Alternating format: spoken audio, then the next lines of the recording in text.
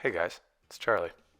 Just want to say thank you for tuning in, and we have a great article up next, and I hope you guys have a great week. Sorry that I posted late. I had a frenetic schedule to say the least, but I'm bouncing back, get back right on the horse, and got some cool cowboy boots over the weekend, but that's more personal stuff.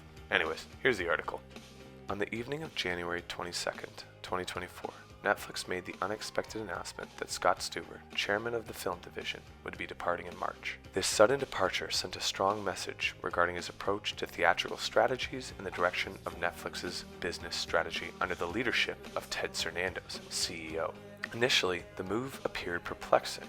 After all, in 2017, Stuber spearheaded the establishment of Netflix's original filmmaking division, ushering in a new era of the streaming giant. More recently, Stuber and Cernandos unveiled Netflix's involvement in the renovation of the Egyptian theater, signaling a commitment to the theater industry.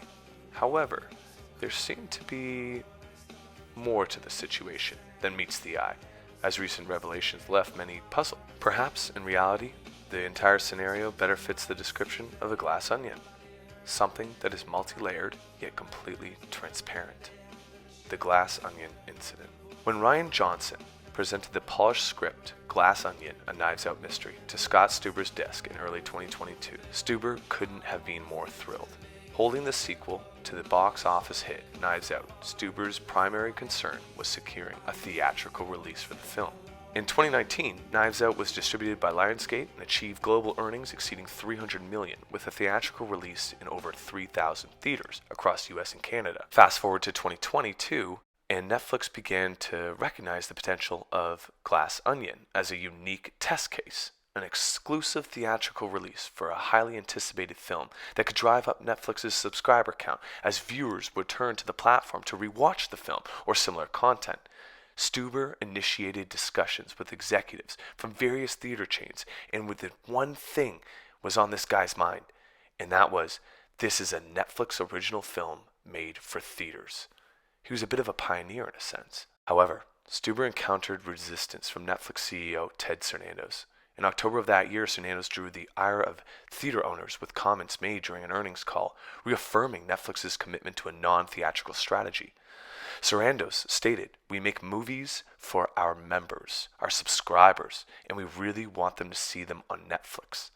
This stance posed a significant obstacle for Stuber's aspirations for Glass Onion. Ultimately, Netflix provided only a week-long theatrical window for the film, limited to 700 theaters. While Glass Onion performed exceptionally during its brief theatrical run, grossing approximately $13.3 million during its opening weekend, its potential for wider release was hindered by its shortened window. David A. Gross of Franchise Entertainment Research noted that wide releases typically maximize revenue from their top 1,000 screens, suggesting that with a broader marketing campaign and with a wider release, Glass Onion could have grossed $300 million worldwide. However, the film's theatrical window was abruptly terminated, with Netflix promptly shelving it on its platform. The experience underscored for Scott Stuber that Netflix remained primarily a streaming service, regardless of his efforts to secure theatrical distribution for its content. The core of it all. Take a glance around, and you'll notice Apple Films, Amazon Studios, and MGM are all advocating for wide theatrical releases for their films before transitioning them to their streaming platforms. For instance, Napoleon received a wide release from Apple Films, reaching 3,000 theaters. In contrast, the Netflix's Irishman, directed by Martin Scorsese, had a 3-week theatrical window in fewer than 700 theaters. Even Netflix's second widest theatrical release to date, Zack Snyder's Army of the Dead, was only in 600 theaters a week before its exclusive Netflix debut. It's evident that Netflix's primary focus lies in streaming. But how did this strategy negatively impact Stuber? Consider the current landscape. A-list talent is increasingly seeking theater releases, and and Amazon and Apple Films are fulfilling this demand. Stuber found himself unable to compete for top-tier movie packages, blockbuster films, and exceptional scripts because many talent preferred traditional theatrical releases over straight to streaming. Mystery solved. I'll end by saying this. As The Hollywood Reporter highlighted, one veteran studio executive asserts that this policy places Netflix at a significant competitive disadvantage.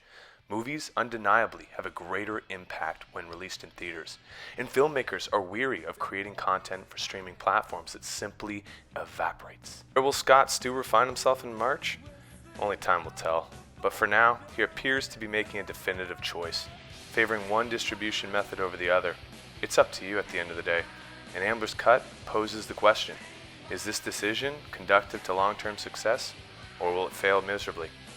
I guess at the end of the day, we're all staring at that same Netflix login window, being like, hey, should I see this in theaters, or should I just take the lazier route?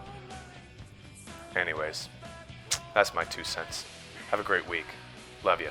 Peace.